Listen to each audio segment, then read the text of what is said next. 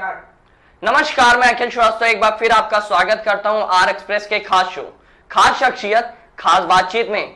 आज हमारे साथ हमारे पैनल में मौजूद हैं स्टूडियो से लाइव वरिष्ठ पत्रकार गौरव अवस्थी जी।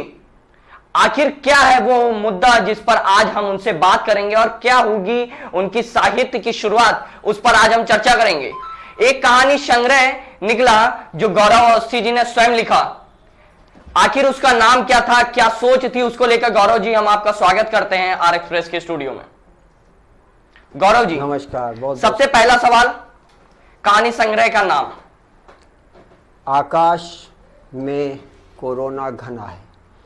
ये एक कहानी संग्रह है और इसमें 29 कहानियां संग्रहित की गई हैं।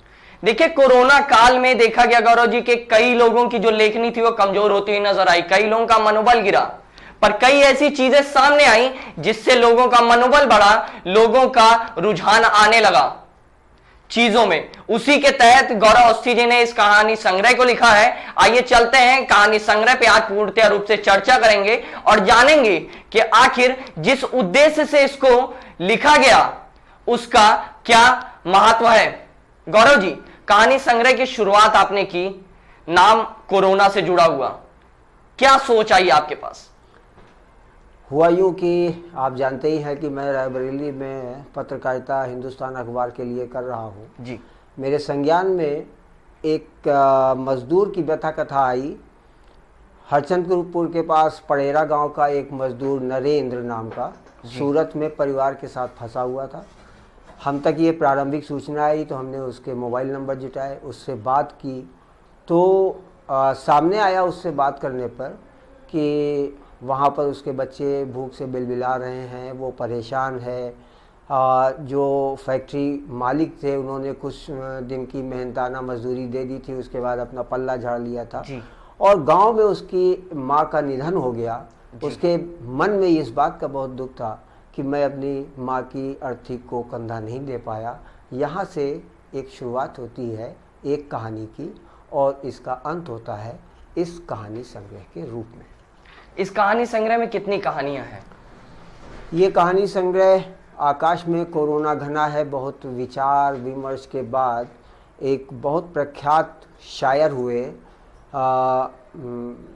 दुष्यंत कुमार जी, उनकी एक बहुत प्रसिद्ध गज़ल है जी कि मत कहो आकाश में कोहरा घना है। हम लोगों ने बहुत विचार के बाद, बहुत सोच समझ के बाद उनकी उस लाइन को उठाकर आकाश में मत कहो आकाश में कोहरा घना है, हम लोगों ने उनकी लाइन को चुराया और इस कहानी संग्रह का टाइटल रखा आकाश में कोरोना घना है। लगभग कितनी कहानियां हैं इसमें और किससे जुड़ी हुई हैं, कुछ ऐसा हमारे दर्शक जानना चाहेंगे। इस कहानी संग्रह में 29 कहानियाँ जी 23 लेखकों पत्रकारों ने अपनी कहानियाँ हमको भेजी जी और हम इस संग्रह को निकाल पाए। यानी मोतियों को जोड़ जोड़ के माला पिरो दी गई, एक माला बनी है। कोरोना काल एक ऐसा काल था जी जब हर शख्स, हर व्यक्ति नकारात्मक सोच में डूब गया था जी। ऐसे में हमने अपने शहर में देखा बहुत से लोग ज़रूरतमंदों की मदद कर रहे थे जी, समाज सेवी। और पत्रकारिता करते हुए जब नरेंद्र नाम का किरदार हमारे पास आता है तब हमने एक कहानी खबर लिखी, अखबार में छपी, वो प्रक्रिया पूरी हुई। मन में आया कि नरेंद्र के नाम पर एक कहानी लिखी जानी चाहिए। हमने भी एक कहानी लिखी दुखों का लाकअप और उस दुखों के लाकअप की कहानी को हमने सोशल मीडिया पर वायरल किया। हमारे एक इंजीनियर मित्र हैं अवधेश पांडे, ग्रेटर नोएडा में हैं, एक सॉफ्टवेयर कंपनी में काम करते हैं फॉरेन की। उन्होंने हमें व्हाट्सएप पे ही सुझाव दिया कि भाई साहब एक कहानी संग्रह कोरोना संकट काल पर केंद्रित करके हम लोग निकाल सकते हैं। उनका ये विचार हमने ग्रहण किया और इस पर काम शुरू किया। नई दिल्ली में एक संपादिका हैं, लेखिका हैं, हमारी बड़ी बहन की तरह हैं, श्रीमती कुसुमलता सिंह, उनसे चर्चा की और हमारे मित्र हैं वात्सल्य राय जी, उनसे चर्चा की। इन लोगों ने मनोबल बढ़ाया और हमने इस पर काम शुरू किया। हमें इस बात की खुशी है कि देश भर के लेखकों और पत्रकारों ने इस कहानी संग्रह के लिए, इस किताब के लिए अपनी अपनी कहानियाँ हमें उपलब्ध कराई और हम ये संग्रह प्रकाशित कर सकें। देखिए, शुरुआत सबसे ज्यादा महत्वपूर्ण होती है गौरव जी। हर चीज में एक अखबार की भी शुरुआत होती है तो हम सबको पता है कि उसकी जो मेन हेडिंग होती है उसको एक महत्वता देनी पड़ती है। तो इस कहानी संग्रह में किस कहानी को महत्वता दी गई, किस कहानी से शुरुआत की गई ताकि लोगों का जो रुझान है वो और आगे बढ़े इस किताब को पढ़ने में?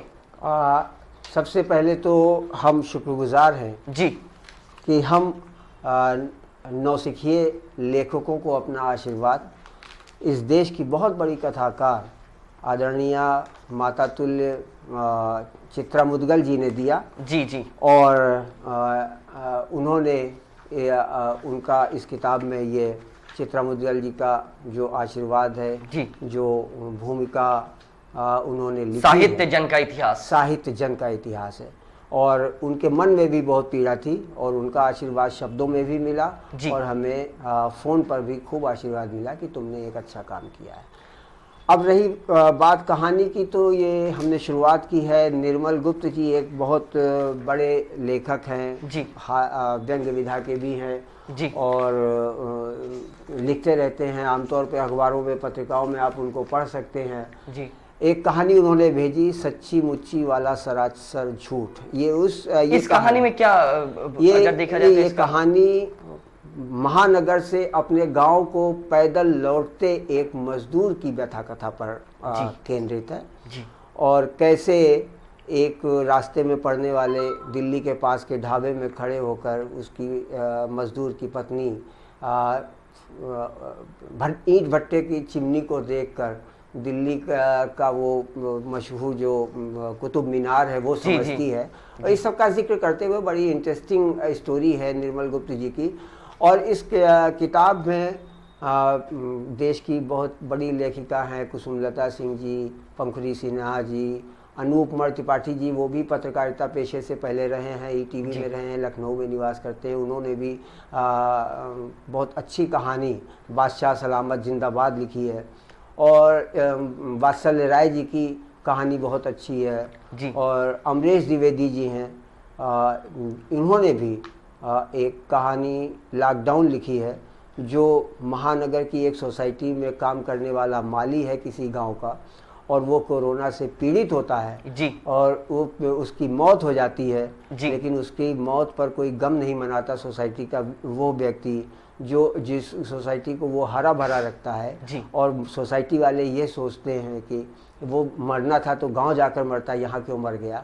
तो इस तरह की जो संवेदनहीनताएं, मार्मिक जो कथाएं हैं, जो कहानियां हैं, उनका जिक्र किया गया है इसके माध्यम से आई हैं। और हमें उम्मीद है कि इन कहानियों को पढ़कर पाठकों को कोरोना महामारी आने वाले काफ़ी दिनों तक जी याद भी रहेगी और इसके सबक भी उन्हें याद रहेंगे। आकाश में कोरोना घना है पर चर्चा लगातार हम लोगों की जारी रहेगी। गौरव जी आपसे एक सवाल कि एक पत्रकार से कहानीकार तक का सफर कैसे, मतलब क्या सोच आई कि नहीं मुझे किताब का एक कहानी संग्रह बनानी है और लोगों तक इस वर्तमान स्थिति को देखते हुए, परिस्थितियों को देखते हुए एक कहानी संग्रह को निकालना है और लोगों का ध्यान आकर्षित करना है। तो ये सोच कैसे आई गौरव जी?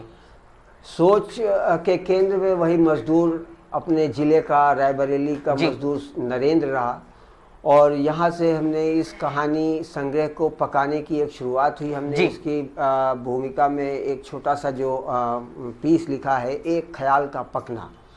मैंने देखा कि जब आप कोई अच्छा काम करने चलते हैं जी, तो आपको कदम दर कदम कई कठिनाइयाँ, पल प्रतिपल सहयोग मिलता है। कठिनाइयों का तो दौर था जी। इस कठिनाइयों के दौर पे अगर आपको सहयोग मिलता है तो वो काबिल तारीफ, बहुत बड़ी बात। और इसमें बहुत से लोगों ने सहयोग किया। मुझे इस बात की खुशी है जी कि इस कहानी संग्रह में 3 पीढ़ी के लेखक शामिल हुए हैं।